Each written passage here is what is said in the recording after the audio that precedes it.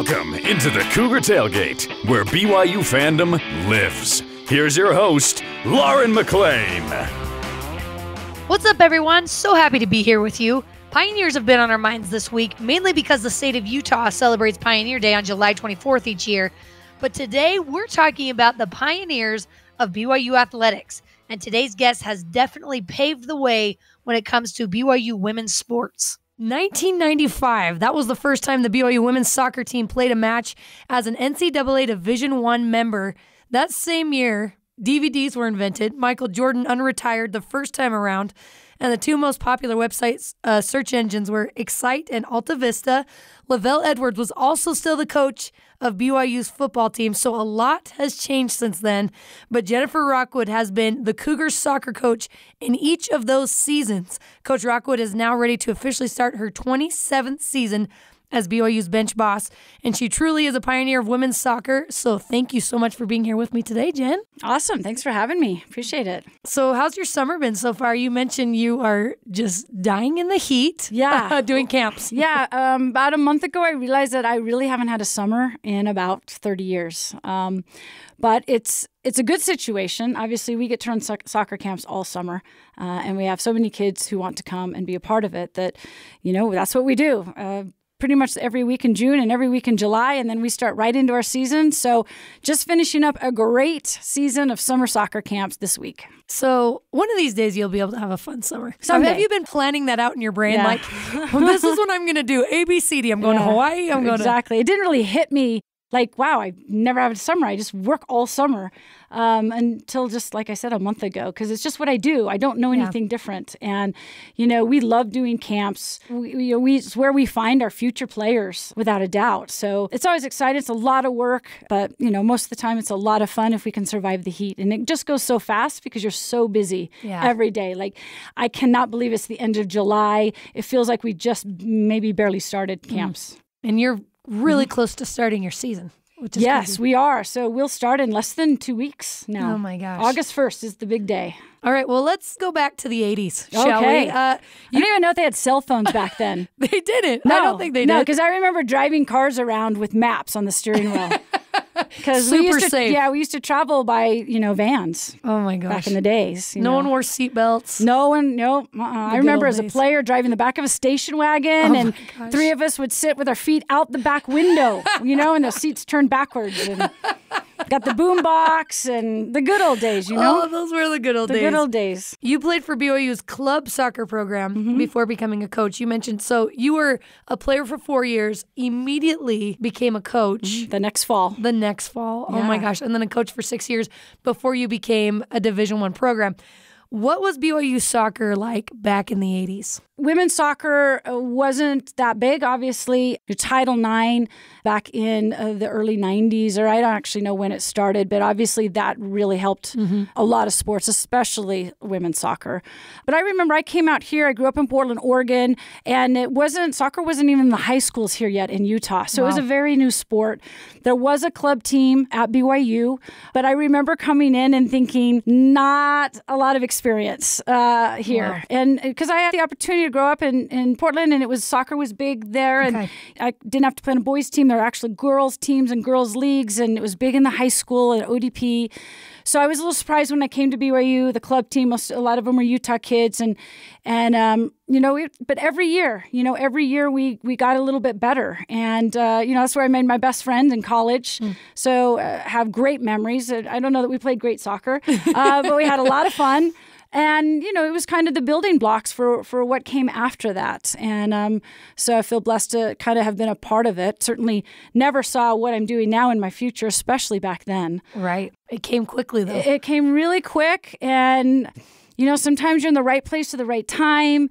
And I know that was a big part of why I was given the opportunity. But, it was a really, really new sport here in the state. And obviously the university really didn't know much about it at all. I heard you had a scholarship to Rick's College, but chose to go to BYU instead, right? Well, I'd always planned on going to BYU originally, but then I did get an offer to have a scholarship to go play basketball. And, I played basketball in high school, and I actually always wanted to play BYU basketball, but just wasn't quite good enough. My best sports were like soccer and softball.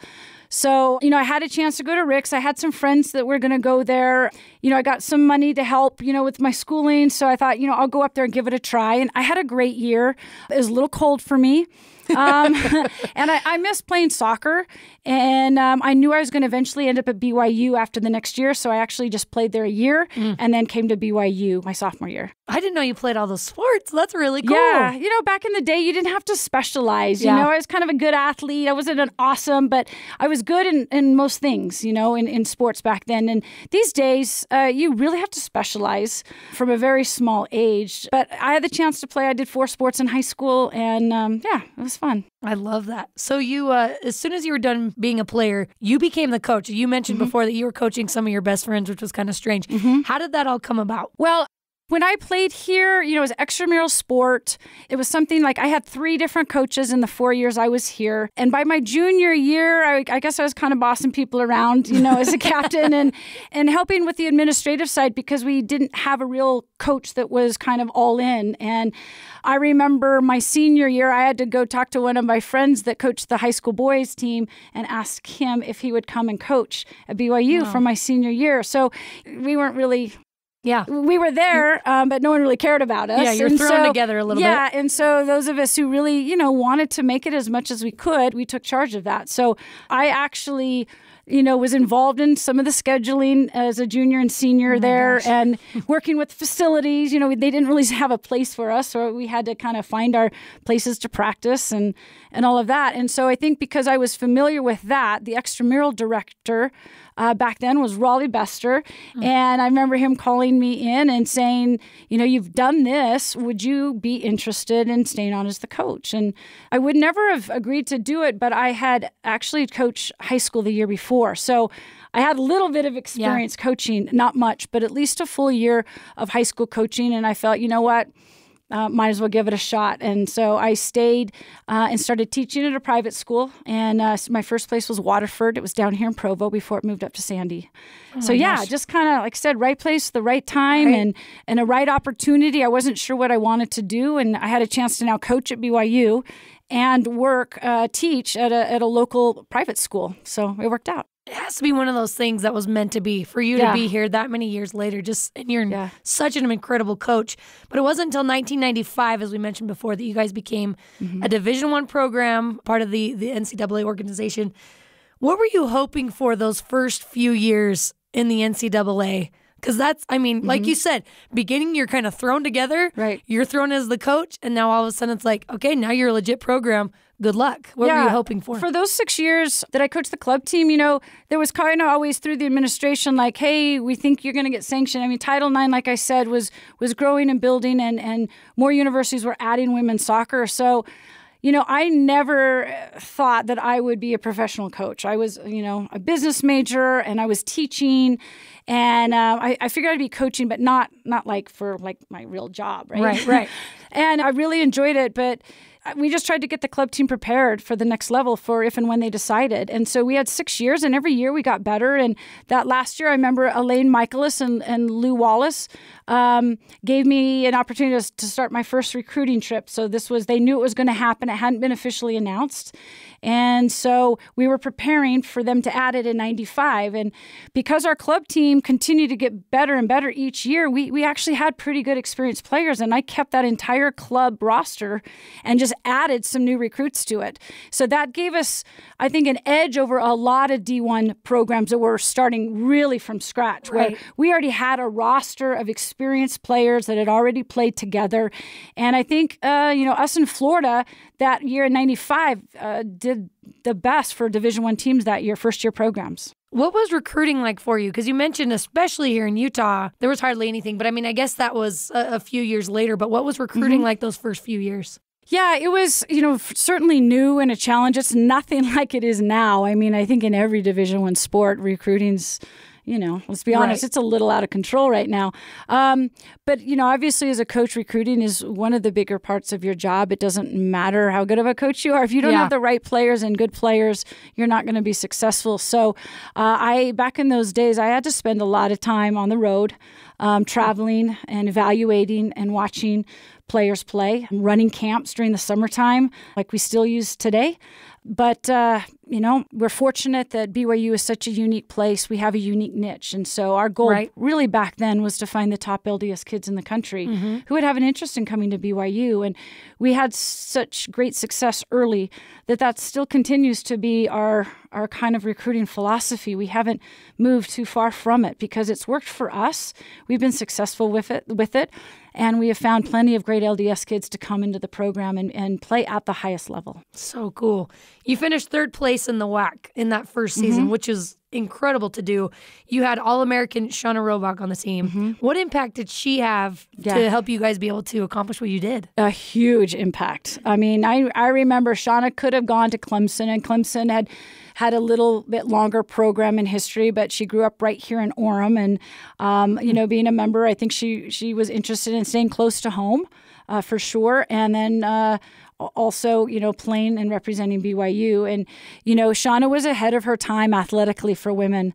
I mean, I've seen our athletes continue every year to just become more and more athletic. I mean, it's amazing how women have grown athletically and developed with their speed and their strength and their quickness and soccer ability. But Shauna was in a league of her own athletically. And back then, I mean, she could just go right by people. She scored so many goals. She was a huge part of our success in those early years because she was so strong, so fast.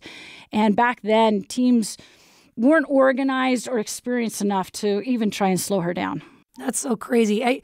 I feel like given the opportunity, obviously the more and more opportunity that these women get, obviously the more athletic they're going to become, right? Which is so incredible. You won 22 games your second season, which is amazing.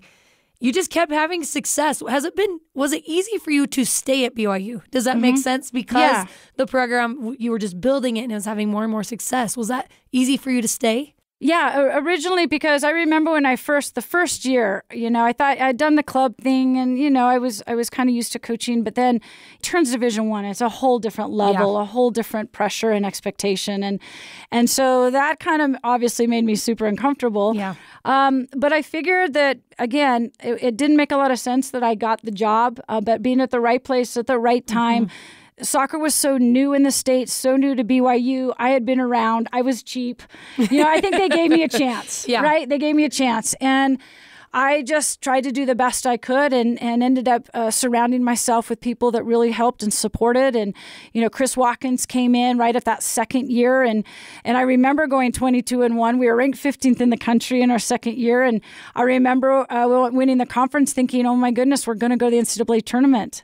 We didn't. Back then, they only had 48 teams and our conference didn't have an automatic qualifier back then. But, just that's all you can do in anything really is just really try and do your best. I mean, I had so much to learn. I watched every, back then, videotape, not even DVD. Back then, just bought so many DVD coaching tapes, leadership tapes, books, listened and watched anything Anson Dorrance from UNC. Back in those days, he was the full women's national team coach. And just tried to surround myself with people and information that would help me just be my best and just tried to get better each year. Don't go anywhere. When we come back, we're going to have more BYU women's soccer head coach Jennifer Rockwood. This is Cougar Tailgate.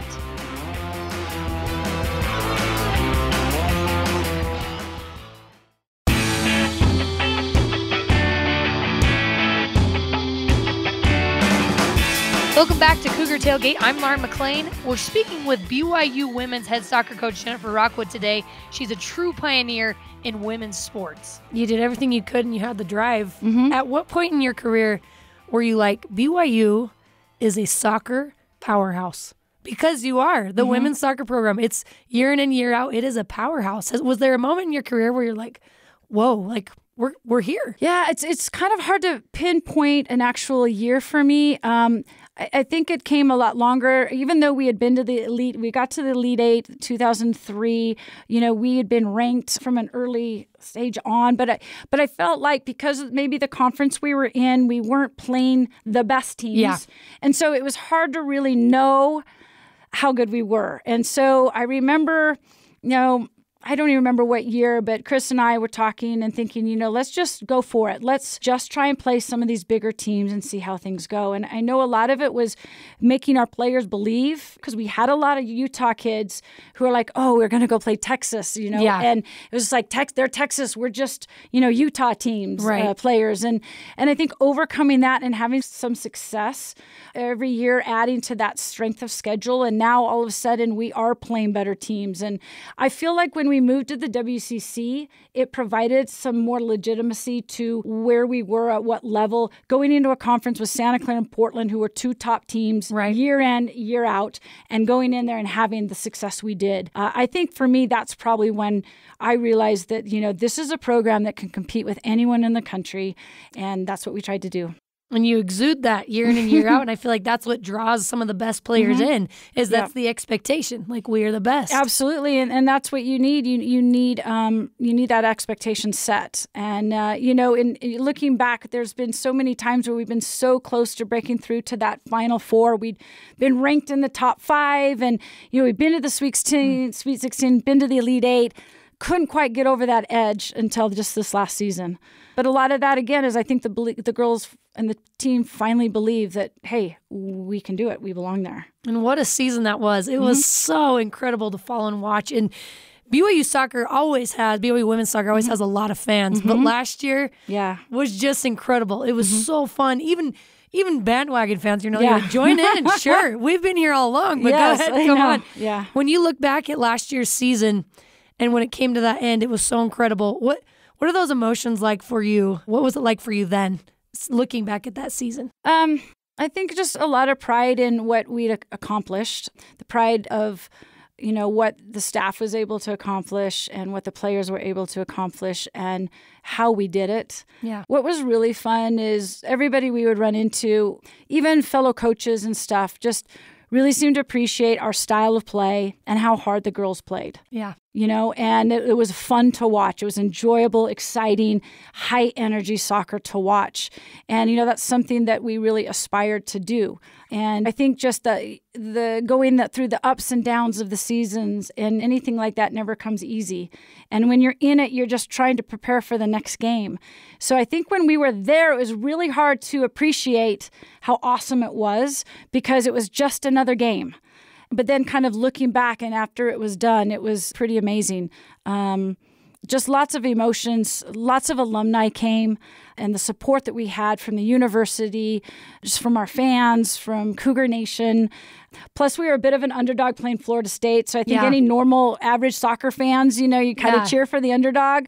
So I think that was fun. True. We're not normally an underdog in most of our matches, but against Florida State, I think we were. But yeah, just what a ride it was. And just proud of the group and the coaching staff and especially our seniors who really kind of led the way for us. Michaela Coulihan, incredible player. You've coached hundreds of players. Maybe are you getting close to thousands? No. Well, just no. You've coached so many players and some of the best in the country right now. You have Ashley Hatch who's doing incredible things. What do not just those players, but what do all these players mean to you when you see them? They bring their kids, like you said. You've coached some players. Now you've coached their daughters as well. What's that like for you? It's kind of hard to explain, but it's sometimes it's a little overwhelming. But it's just amazing. I mean, I really can't believe the opportunities I've had over the years and the experiences, the relationships that I've been able to build and maintain and being here, kind of only being the coach, I have a pretty good connection with all the alumni and, especially during the summer when they all bring their kids to camp. That's pretty cool too. Yeah. But just, it's amazing to see them and what they're doing with their families and coaching their kids a lot and how they're still so vested in the program.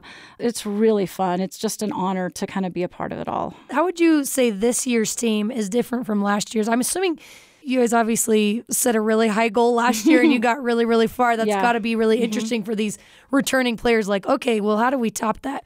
But how is this team different than last season's team? Well, last season we had a really tremendous amount of experience, right? With especially through COVID. It's interesting looking back with all the hard times that COVID brought, it also allowed us to have our seniors for an extra year. Yeah.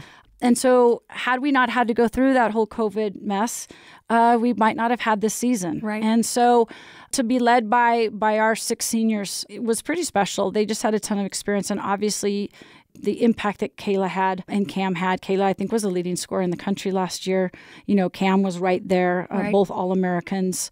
You had Cass, who had an amazing run in the NCAA tournament in goal in her 7th season with a dislocated shoulder that you didn't know when it was going to pop out.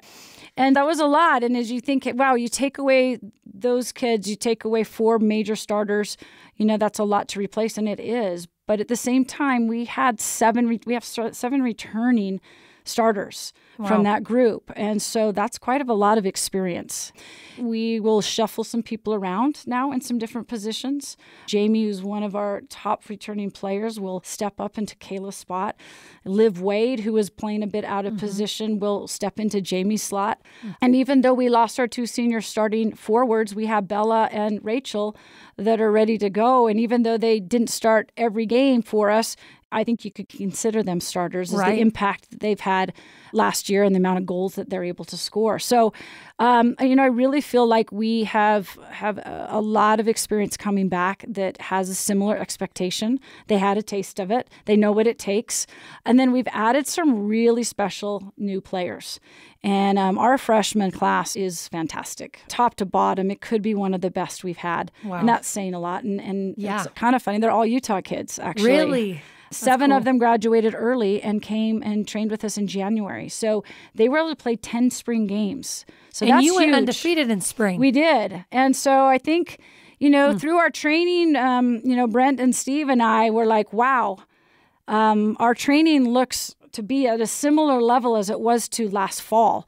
And we noticed and experienced that even before we started playing. And then as we started playing, we're like, there's a lot of potential here to be a very, very good team again. Is that hard for you as a coach to see that? Because you're like, temper your expectations, temper your always. expectations. It's like you have really high expectations, but then you're like, don't get ahead of yourself. Yeah, for sure. And so we will have the same expectations that we always do, is to play a very hard non-conference game to prepare us to win a WCC. It's our last run in the WCC. We've had a lot of success there.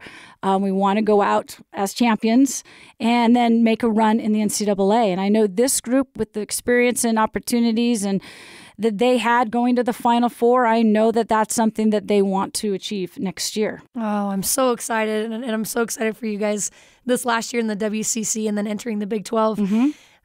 I was a fan of soccer before I started sideline reporting women's soccer, but man, my fandom has increased tenfold. Some of the most incredible athletes. You're one of the best coaches that I've ever seen. And it's just such an incredible program, and I'm so excited for you guys. I don't know about you, but I feel like they need to rename the field after you at some point. Well, I don't know that that's something they do around here. We'd like a new stadium at some point, and not many programs have a problem of not having enough seats for their fans. So we hope someday, and I think maybe going into the Big 12 down the road, that's something that might happen for the program. We do get such great support. And like you said, we do have such amazing young women that come and play and just give everything to the program and to represent, BYU and the church. And so they take a lot of pride in that. So they want to be their best, and to watch them interact with the kids, to be role models for the young generation, is something that I really love at camps, to see how excited those young girls are to meet them. And it's fun to see the freshmen practice their signatures. They've never signed autographs before, and now they sign all the autographs. But yeah, I think big things are in store. I don't know how much longer I'll be around.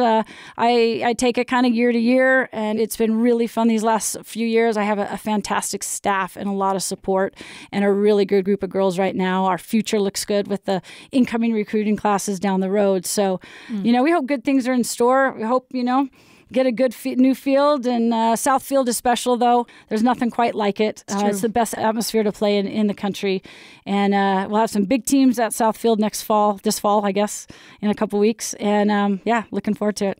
Well, I love it so much. You truly are a legend. I'm here with BYU women's soccer head coach Jennifer Rockwood. Jen, thank you so much for taking the time and being here with me. Awesome. Appreciate you. Thanks. Jennifer Rockwood is incredible and honestly one of the first people that come to mind when I think of a pioneer of BYU athletics.